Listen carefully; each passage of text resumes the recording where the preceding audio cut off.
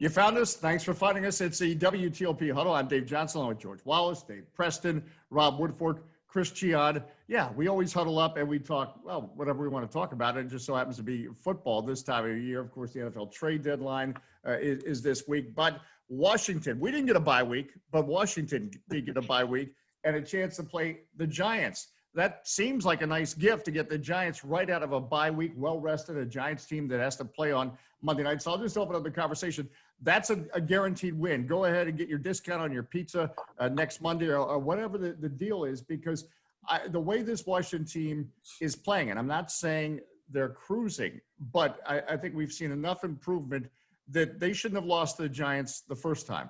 So if the defense shows up, if they don't turn the ball over, they win the game against the Giants. And also, yeah, I know there's not going to be 76,000 fans, but it's still a home game, and I still think that does matter to some degree in today's environment. So I'll just start out by saying it's going to be great. We're going to have a winning streak in just a few days to talk about with this Washington team because enough of the building blocks are in place to certainly do that against the Giants. Am I wrong? Anybody want to tell me I'm wrong? I know everyone always wants to tell me I'm wrong about something. George, you're I don't know if you're wrong, but you're definitely jinxing it. Hey, somebody check, see what Dave's got in his cup there, because he just said guaranteed win, and Washington that's Kool-Aid. thing.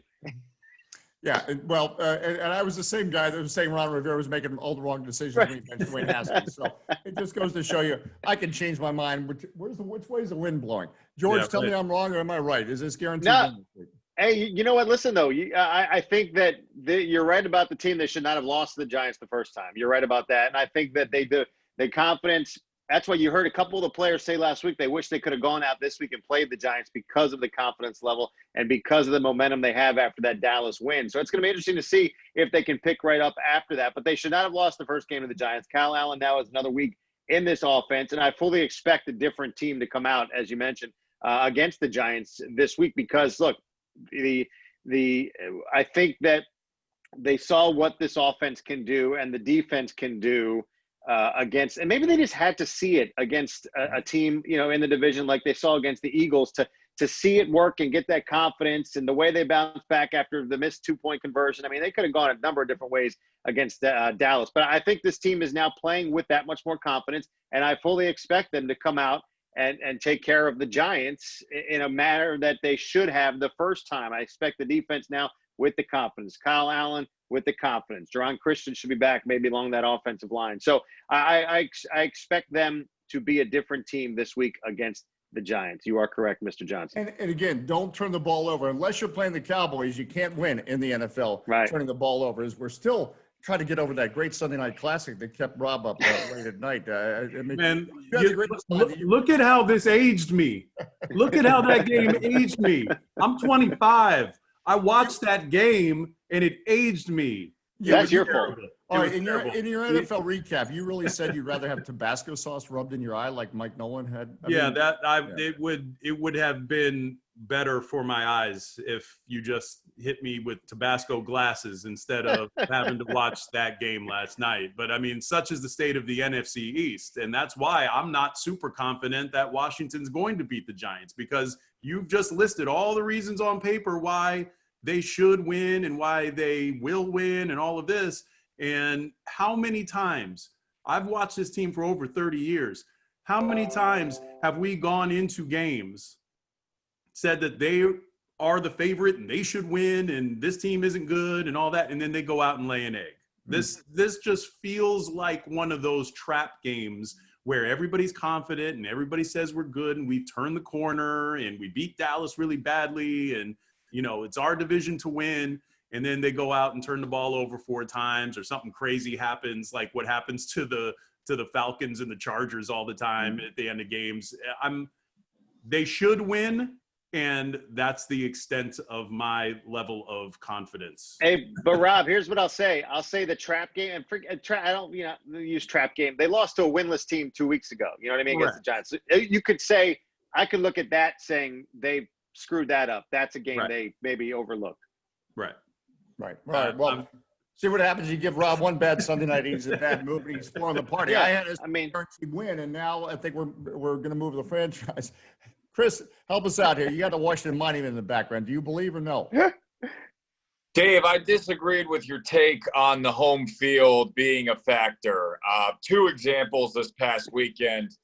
Going to college, watching the Penn State-Ohio State game, and Justin Fields right on the goal line, being able to communicate completely with his team.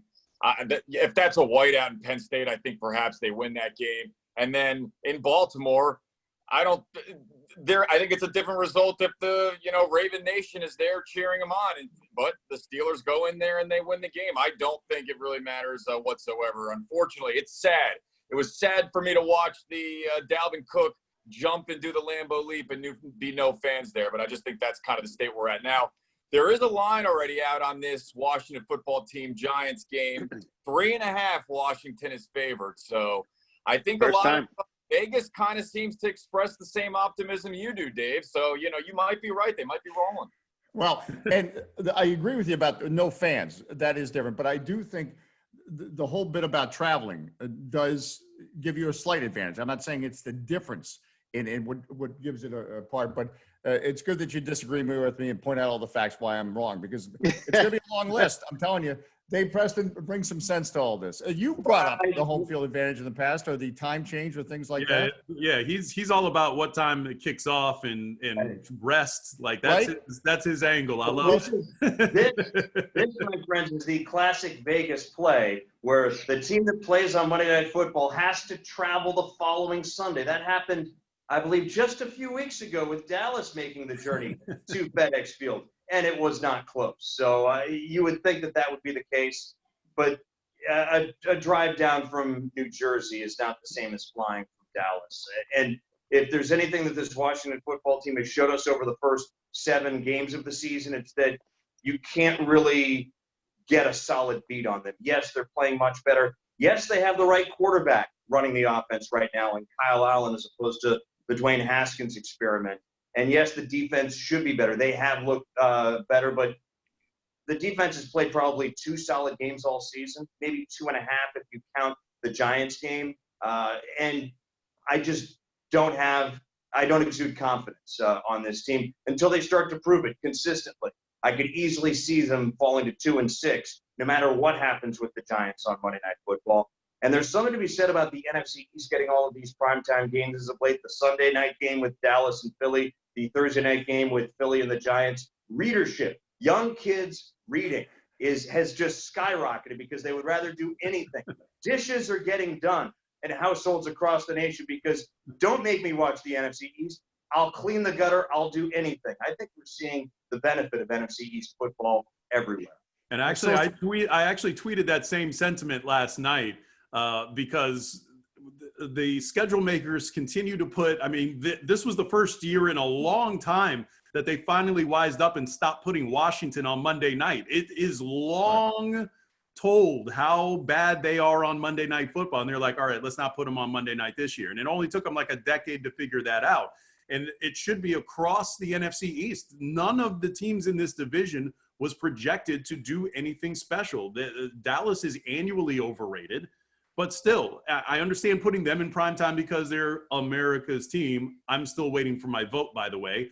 But nobody in this division should merit getting national attention to the extent that they have. It just seems like these schedule makers are all people who are, maybe Dave's age, back when the NFC East really actually meant something. Back in the 80s, man, when you win the NFC East, that was almost like a birthright to the Super Bowl.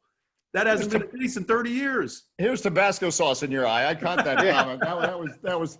By the way, for the record, Dave, I'd still rather fly to Dallas than drive from New Jersey. Any day of the week. Whoa. So now the only thing I want out of this is I want the division winner in the NFC East to have 2 ties. I just want that to be whatever the final record is. Philly's halfway there. Yeah, well, that's what I'm saying. So they'll have 2 ties. All right, we got so much more to talk about in this week's WTOP Huddle. So the Ravens are done, right, Cichon? They can't win the big games. Lamar Jackson experiment's not working. Is that what we're supposed to believe after another loss? They lost to the Chiefs, lost to the Steelers. They're a fun team. They can rack up a lot of yards, but they can't win the big one. Well, they might not be able to win any big games anymore without Ronnie Stanley, who they just rewarded a $100 million contract extension for him to break his ankle. Very unfortunate. I think this is a wake-up call, no doubt about it. And, you know, a lot of people might object to a player taking to social media and criticizing a coach, but I almost think Marquise Hollywood Brown tweeting out, it was later deleted, that the offense is not using their soldiers, as he put it, referring to himself. He only got 2 targets on the game. Maybe that brings them to life a little bit. Maybe offensive coordinator Greg Roman says, we do need to take some more shots down the field. You're not going to have Mark Ingram once again. I just think that there was an element of run pass that has kind of lacked a little bit this year. Marlon Humphrey testing positive for coronavirus today. So I'm trying to look for the positives with this Ravens team. They're still one of the upper echelon teams in the NFL, obviously, but tough times Sunday and Monday, no doubt. And again, now they're going to have to go on the road. I don't know if it's obvious anymore. And I asked that question with tongue in cheek. I mean, Lamar Jackson is still a tremendous talent. Somewhere, that loss to the Steelers doesn't make sense. You rack up that number of yards. Yeah, and again, it gets back to, I guess, the turnovers, but something it becomes turnovers, and that's the deal, because last year Lamar Jackson didn't turn the ball over. He had 6 interceptions the entire season, and he threw a third of that in this game alone, and had all 4 of the turnovers, and that's 14 Steelers points in a game that you lost by 4. Do the math.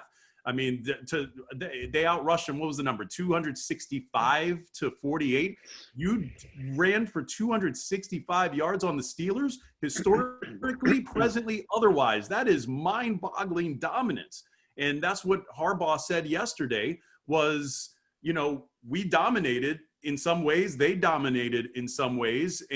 And you know, you got to get the result. And turnovers were the great equalizer in this one. And if Lamar Jackson, and it would be one thing if those interceptions were fluky, if, you know, you make a good throw, you know, the receiver bobbles it and it gets picked off, or you get a ball tipped at the line of scrimmage or something like that, that's one thing. But they were just bad decisions, bad reads by Lamar. And that's what, like, raises the signal for me, because you fixed what was ailing the defense for the most part. You know, Calais Campbell was a terrific pickup, and now the offense has taken a dramatic step back. And it just seems like the way that team is constructed, if they're not up by 10 and just pounding you, they have no answer. If they are playing from behind and they have to throw and you have Lamar drop back 30 times, they can't beat you. They don't have the receivers. And Lamar, quite frankly, isn't that player yet.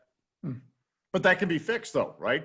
That can be fixed with time. It's not going to get fixed in 2020. It can be fixed in time. Maybe you go out and get yourself a Julio Jones in the offseason. They're not going to move him at the trade deadline. It's just way too prohibitive for the Atlanta Falcons cap.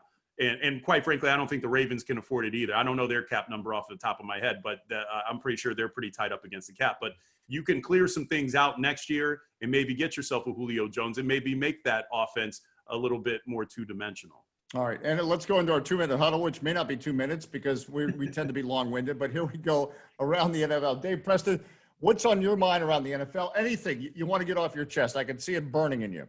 A wicked, disappointing day for my good friend Sully from South. I knew it was going to be Patriots. I knew it. 5 on the season. The chowder is sour. The Sam Adams, they've run out of Oktoberfest, and they're selling spring beer now that never got consumed due to the COVID pandemic. This is, I think, one of the folks at ESPN had a decent article about this. I forget which gentleman, but it talked about it's not just a Tom Brady thing, why the Patriots aren't good this year, why they're 2-5. You look at the players that they drafted between 2008 and 2015. A lot of guys, Rob Gronkowski, the poster boy, went on to be long-term starters, make Pro Bowls, become all pros. You look from 2014 to 2018 because you think the 2019 and 2020 draftees, they're still in the oven, so to speak, as far as what sort of players they're going to develop to be. The completely fallow, as far as just the unable to generate anything as far as production. A lot of that is because you're drafting 26th or lower, but you know what? You're drafting ahead of all the second-round picks. So you're not going to get those marquee players, but they haven't gotten a lot of quality. in their draft since 2014. And I think that's Exhibit A is why the Patriots aren't good this year. And it's a long year. It reminds me of when Pat Patriot was on the side of the helmet back in the late 80s, early 90s. Still the best helmets. And I'll agree with you on that point, because I've even seen some people, you put out the theory that obviously that Bill Belichick needed Tom Brady more than Tom Brady needed Bill Belichick. I don't buy that, because I don't buy that either. Yeah, and that's I what don't I'm buy saying. that, because And you also, need both. You need them both. You don't win 6 championships without both. No, and also if it's a different sport. In basketball, you can have a player like LeBron James, and by the way, he can still coach the team as well. And there's only 5 guys on the floor. That's not the way it works in football. And there's no question Tom Brady is an amazing talent and a big part of the Patriots dynasty that, according to the Boston Globe, by the way, the dynasty's over. I read that yesterday. So We've also been reading that story for about 5 years. Anytime they start like 1-2 or something like that, everybody's quick to eulogize them. But real quick, to that point, that's the thing that worries me about Washington's current structure. I don't like the setup where the GM is also the coach, because those are 2 very different jobs that require different skill sets. The general manager is looking toward the long-term future. The coach is trying to win today. Right. And when that same person is having to do 2 different jobs, one of those roles is not getting done to the extent that it needs to in order for you to have the ultimate success. So I think that's also a part of the problem there in New England, is that you don't have a front office guy to check Bill Belichick, and you don't have, he's doing 2 jobs and he can only do one of them well. I have yet to see somebody do both of those jobs well. Yeah. Okay. George, we're in our 2-minute huddle. What's burning on your mind? I liked we got to see a little Tua yesterday, right? Yeah. In the NFL. You like to see that and see where he's going to continue to grow, where he's going to take Miami. Who knows? Bills bounce back, get that win over the Patriots. You guys saw a little Drew Brees yesterday come back, and the Seahawks. Look, I mean, we talk about that NFC West, but it's just a lot of fun to watch. I mean, we have to watch the East up close, but I mean, but now we get the chance to watch the West too. I mean, I just think Seahawks looked good again yesterday, and that's going to be a fun division. The Rams, on the other hand, not so much yesterday. So just kind of like a broad thing. I mean, because I'm not going to, Rob's been really pessimistic about Washington, so I don't want to get into it with him again. So we'll talk other stuff. Yeah. He's got me qualifying for Social Security. So that's right. The bad Sunday night game has got robbed with Tabasco sauce. Christian, all right, here we go. A big, strong finish on your opinion, and also what we wait for every week, what we're counting on to get rich on, your betting choice. Sure thing. Well, if I'm Anthony Lynn, I am feeling that burning seat and wondering if I'm still going to have a job much longer if I keep blowing these leads. I mean, yesterday was ridiculous, the blown lead. I mean, but 17 points, 16 points, 21 points. That's the past 4 games that they've blown. They've won one of those games.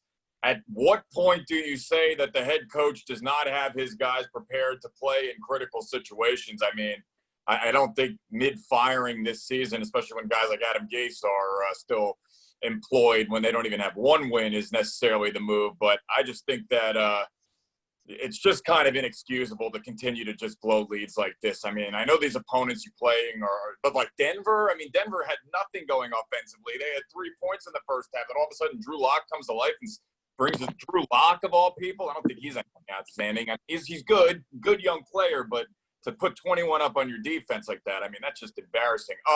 My pick of this week, I've been rolling. I've been hot. I had Pittsburgh this past week. Let's keep that rolling with Tennessee -6. Bounce back performance from the Titans after a bad loss against the Bengals. The Bears offensively, you want to talk about offensively challenged. Woof, watching that offense. I can't believe they even, forced an overtime against the Saints. So give me the Titans -6. Did you just bark? Yeah, he did. Yeah, he did. Bark. He did. And it wasn't Browns related too. Yeah. So but Chi, what'd you think of your boy Tua? I loved what I saw out of Tua. I love that he was taking some nice shots there, but he also managed the offense and didn't make mistakes. He let the defense win the game, and the defense gets after people. Kyle Van Noy, what a signing from New England. Speaking of Sully from Southie, Bill Belichick just got too cute. He let all these good players go. He thinks he can win with guys like Izzo playing tight end and Rex Burkhead. No. Okay. Man, you made Dave Preston leave. Did you see Yeah, that? no, he checked out. He ran away. No, real quick though, we got to give some love to Mike Tomlin. I know he was on the other side of that whole Ravens thing, but 140 career coaching wins, the now winningest black head coach in NFL history. Hopefully more NFL owners will pay attention to what's going on there in Pittsburgh and try to replicate that instead of trying to get the next Sean McVay. No, and you mentioned Mike Tomlin. That is a great story that's probably not told enough. But he doesn't have that personality that sometimes grabs the headlines. He just does the job. Exactly. And I was actually in Pennsylvania during that whole process when he got, because I don't know how many people remember this, but during that whole process, everybody thought our old friend Russ Grimm, the former Hawk, was going to get that job. And everybody in Pittsburgh assumed that because he had been in the building and he'd been a part of that Super Bowl win. And, you know, he was just a part of that culture for such a long period of time. And he's a Pittsburgh guy. And that's something that Pittsburgh does, is they are inextricably linked with that city and in a way that is just like unlike anything else. So for Tomlin to come in and nail that interview and get that job ahead of Russ Grimm, I mean, it was just so far out of left field at that time because nobody had heard of him. So for him to get that job and to own it the way that he has and not be a Pittsburgh guy, unlike his two predecessors, I mean, it's unbelievable. And no losing seasons either. No, you know who else too has a chance? Maybe Raheem Morris with the Falcons.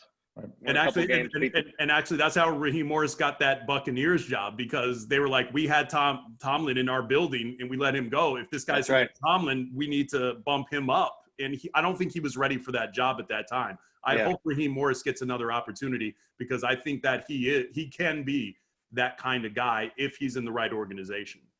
Well, and as you know, Rob, old people like me can remember 1978, and that's the last time the Steelers were 7-0. Yes, that's right. So that is an impressive stat. That, you know, old folks like me. Hey, but you know what though? Growing up around here, and I have no problem being old enough to remember the good NFC East. If that's how I have to remember it, I'm fine with that. Sure, absolutely. Call my man old. What's wrong with you? All right. I mean, I got the most gray of anybody on this panel right now. Who am I talking about? I don't know. You should see me. I'm the youngest, and I have a lot of grays on my side here. Well, yours is in the back. This is why I shave, man. You guys caught me on Victory Monday. Well, that screenshot that she is from 1953, so you actually have the oldest out of the Washington Monument. Listen, guys, once again, our 2-minute drill was 10 minutes and 32 seconds, so I think we wrapped that up pretty well. So perfect. We appreciate everybody watching and enjoying us. We're here every week, the WTOP Huddle. Rob Woodfork, Chris Cichon, George Wallace, Dave Preston, who didn't like the Patriots, so he just got out of town, and he'll be back next week. But thanks so much for spending some time with us. Right. Yeah.